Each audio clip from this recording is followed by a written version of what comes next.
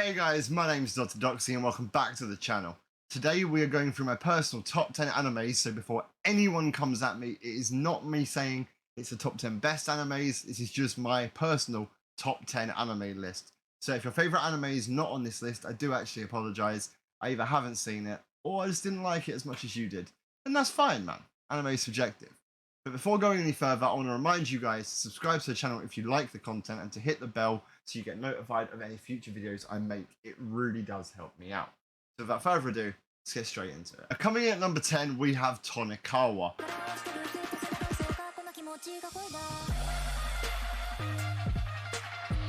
Tonikawa is a slice of life anime that follows main character Nasa, a top middle school student with good grades that's only focus is to get into the best high school he possibly can. One day, on his way home, he spots a girl across the street and is immediately entranced by her beauty. So in his distraction, he drives across the road and gets hit by a truck. Upon waking up badly injured, he sees this mystery lady has actually saved his life and taken the brunt of the collision, yet seemed completely unharmed in the process, and then just walked away like nothing ever happened. So Nasa, badly injured, he stumbles after her, and after catching her up, he finally asks her out on a date, to which she does agree, on the basis that Nasa will marry her when they are old enough to do so, to which he agrees to that also. After around a year passes and Nasa receives a knock at the door, and to his surprise the mystery woman was standing there, marriage papers in hand, reminding Nasa of the promise he made last year. The rest of the show basically just follows their budding romance and their relationship as it progresses to where it goes. Literally though, everything about this anime makes me so extremely happy, from the OP to the likeable characters and just a really nice art style that's just really pleasing to look at. It's simply sweet at times, and there's many reasons people might not like it, but in my opinion, for every negative you find, you'll find 2, 3, 4 positives that will keep you smiling throughout it. And just for that reason, that puts it very comfortably at number 10 on my list. Coming in at number 9, we have Connoisseur.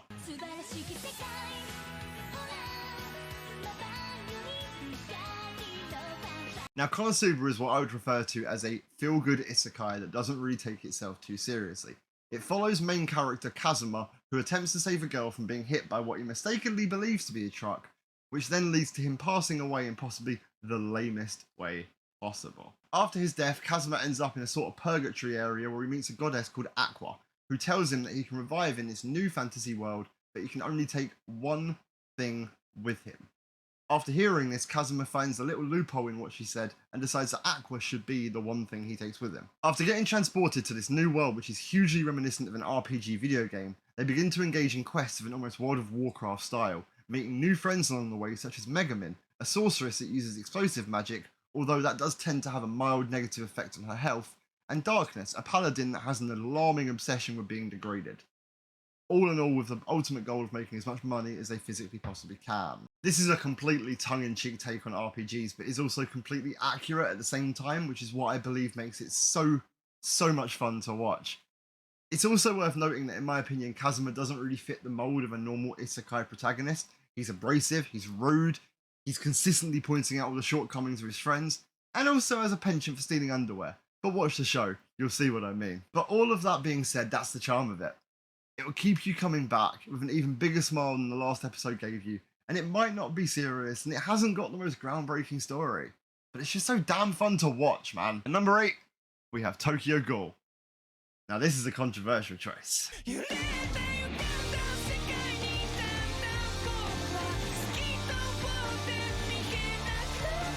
Tokyo Ghoul is set in an alternate reality where creatures called ghouls exist. Ghouls look and act human with a few key differences. Ghouls cannot eat normal food, instead being forced to feed on human flesh, but they do have the perk of naturally having superhuman strength, reflexes, and speed, which is what makes them so incredibly dangerous and generally feared and looked down upon by the general public. The show follows Ken Kaneki, a normal teenage boy that has a chance meeting with a woman called Rize in a coffee shop after realising they're reading the same book. After a while of getting to know each other, Kaneki learns that Rize lived in the area where ghoul attacks are extremely rife currently, and she was scared to go home on her own, ultimately culminating in Kaneki walking her home. To which, during a seemingly romantic embrace, we find out that Rize is in fact a ghoul herself after she bites Ken's shoulder and impales him with her kagune, which is a sort of organic weapon that ghouls can grow from their body. The donor organs end up being from Rize, to which renders Kaneki into a half ghoul with one red eye rather than the normal 2 that ghouls have. We see Kaneki trying to resist his new ghoulish instincts and fight against his new natural urges, which eventually after following the smell of human flesh due to hunger brings him back to the same coffee shop the show begins at, where he meets the owner, Yoshimura, a kind man who confides in him that everybody in here is in fact a ghoul and offers Ken a job. Now, I know this is a controversial choice to put in, as it does stray from the manga very heavily around season 3, also known as Tokugawa RE, and it does get a lot of hate for it. But there's just something about the fight scenes and the interactions between Ken and his best friend Hide, or Tuka, the waitress at the coffee shop, that always keeps me captivated whenever I go back to it. It's not the greatest show in the world, and the gory parts can seem really over the top at times, but whenever I do go back to it, I always find myself enjoying it just as much as I did the first time. So for that reason, it takes the number 8 spot for me. At number 7, we have Demon Slayer.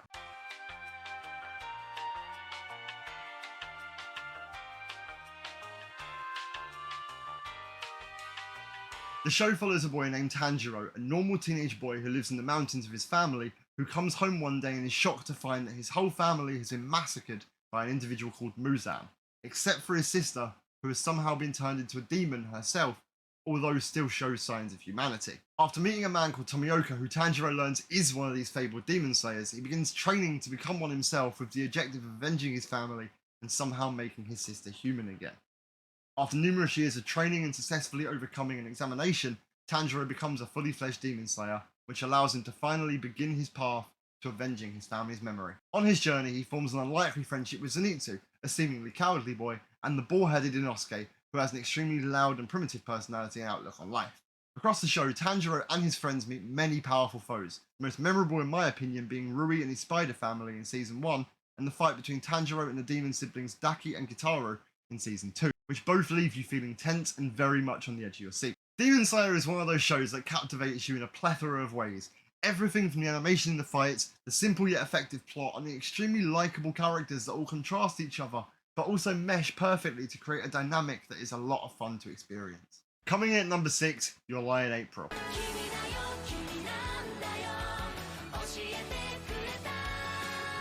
Now, Youll Lie in April follows main character Kosei Arima, a 14-year-old piano prodigy that has a full-on breakdown during one of his piano recitals after learning the sudden death of his mother, which then causes him in turn to lose all interest and motivation to ever play the piano again.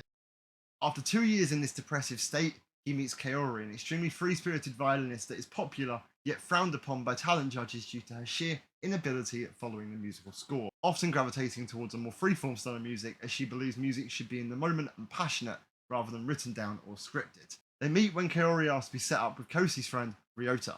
As Kosei and Kaori's friendship grows, she eventually persuades him to start playing the piano again, whilst also teaching him the important lesson that music doesn't have to be by the book. It can be free and it can be unique, which in turn makes it so groundbreaking. This story is the dictionary definition of maximum emotional damage that takes you on a roller coaster ride of love, passion, and let's not forget a huge boatload of grief. That while it will leave you wiping your eyes at times, it will also leave you feeling completely in awe when it's finished. At number 5, Dragon Ball Z. Now, Dragon Ball Z is set in Universe 17, or as we would call it, Planet Earth, 5 years after the events of Dragon Ball. It follows main character Goku, and to a lesser scale his wife Chi-Chi and son Gohan, although Gohan does come into more importance later on in the show. Goku is an extremely good martial arts fighter with otherworldly strength that knows nothing of note about who he is, other than he loves fighting. One day during a reunion with his old master, Master Roshi, who trained him in the original Dragon Ball series, and his old friends Krillin and Bulma, a strange spacecraft lands near them housing a being named Raditz. Raditz then goes on to refer to himself as a Saiyan, much to the confusion of Goku and the gang, which only amplifies when Raditz refers to Goku by the name Kakarot and informs him that he is his brother and that Goku is also a Saiyan that was sent to Earth as a child to destroy it, a task that he never completed.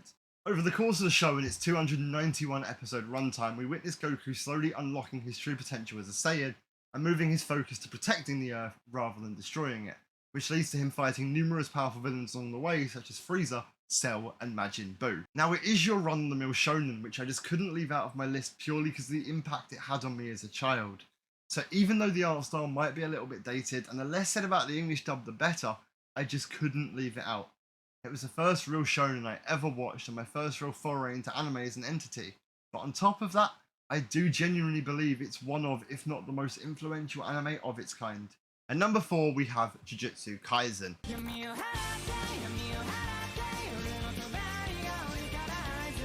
Now, Jujutsu Kaisen follows main character Yuji Itadori, a high school student that is abnormally athletic. But he's also part of a club called the Occult Club, who have an interest in curses and all things occult, obviously. One day, Itadori's friends in the club accidentally attract curses to the school after unsealing a rotten finger talisman, which Itadori swallows to protect his friends, thus causing him to become host to an evil being known as Sukuna. Due to Sukuna's sheer power and violent nature, certain people called Jujutsu sorcerers are tasked with eradicating Sukuna and by proxy, Itadori, but after seeing Itadori's control over his body, teacher Satoru Gojo decides to bring him to Jujutsu High School under the pretense of training him, so that he can then complete the task of consuming all of the things of Sukuna to fully destroy the powerful curse. Now, curses, or cursed energy as the show refers to it as, is an energy that is caused by negative emotions such as sadness or grief, so the vast majority of humanity possess it in varying amounts. If you have a high level of cursed energy, on the other hand, you gain the ability to see curses. Cursed energy is also used as a power source by Jujutsu sorcerers. We see as the show progresses Itadori learning even more control over his body and the cursed energy within it, all the while exercising various powerful curses with help from his now almost parasitic ally, Sukuna, who lives inside him. All in all, Jujutsu Kaisen is a show that has the impressive ability of being fighting based at its core without ever being one-dimensional, and I credit this completely to the interesting plot, pleasing art style, and extreme high volume of memorable and colourful characters, such as Inamaki, a character who can only speak in food ingredients, and Panda, but he's pretty self-explanatory. It's for these reasons it comfortably takes the number 4 spot on my list. Starting off the top 3, we have Rascal Doesn't Dream of Bunny Girl Senpai.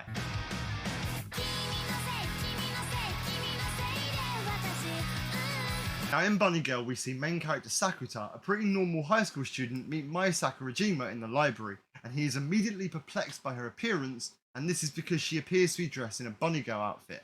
But he becomes even more confused very soon when he notices that no one else seems to notice her existence. Mai becomes intrigued with Sakuta as he is the only one that can see her, and this phenomenon ends up being referred to as puberty syndrome, to which Sakuta makes it his goal to figure out and unravel this mystery, most commonly with the help of his friend Futaba, a fellow second year that has a vast knowledge of science, all the while becoming closer and closer to Mai and sporadically finding other sufferers of this syndrome. Now this show has everything in my opinion. A great story, extremely likeable characters, and quite frankly, it knows exactly how to hit you in the feels whenever it wants to. So if there ever was a romance-centered anime that I would recommend everyone to watch, it would be this one without a shadow of a doubt. Even if you're not a big fan of romances or shows that have like a little bit of psychology in them, I'd still heavily recommend it because it is just all round a phenomenal anime, of which there is also a movie which carries on the story and answers any questions you may have left. Taking the number 2 spot, we have Full Metal Alchemist Brotherhood.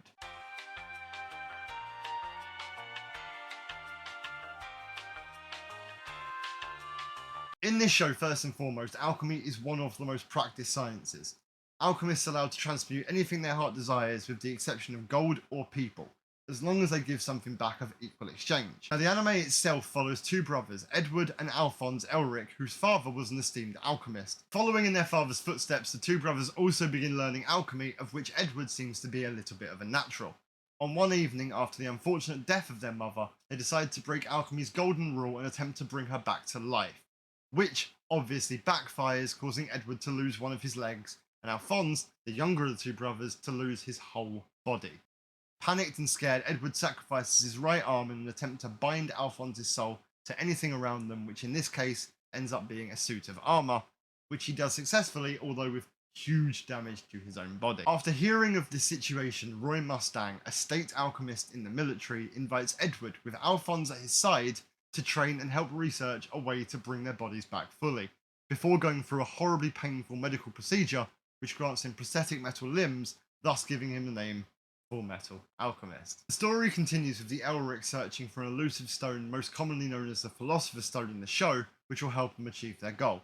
And on their journey, the brothers encounter numerous obstacles and many false trails on this quest, which leads to many a fight scene of alchemical warfare, which are always a joy to watch due to the ingenuity of their tactics and the usage of alchemy. Now, all in all, it is an extremely well-written show that depicts the relationship between 2 brothers and the lengths they will go to not only to bring back their mother, but also to bring each other back to normal.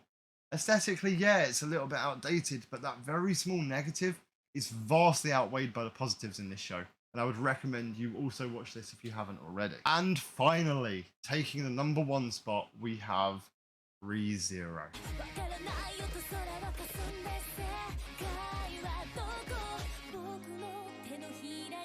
It follows main character Subaru that inexplicably gets transported to a different world on his way back from the grocery store, where he immediately gets cornered by 3 hoodlums in an alleyway, but ends up getting saved by a silver-haired elf girl named Amelia, one of the candidates in the next royal election. During this meeting, Amelia has her insignia stolen by a thief named Felt, an insignia she has to be in possession of to even be considered for election. Now, Subaru decides to repay his debt to Amelia after she saved his life by agreeing to help her track down her stolen insignia.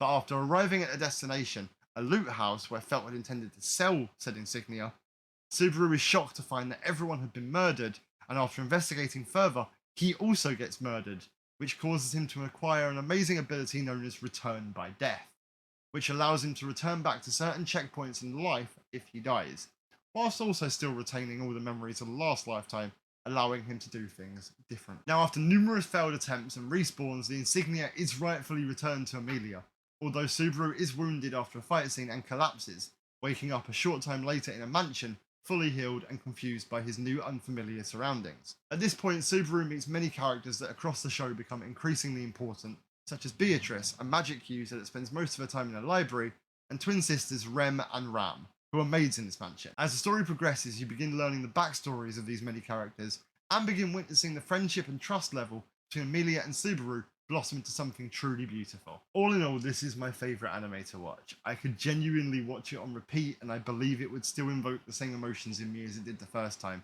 The artwork is stunning, the writing is fantastic, all 4 OPs are phenomenal in their own way, and the characters, barring a very, very small handful, are all amazingly lovable and likable for different reasons.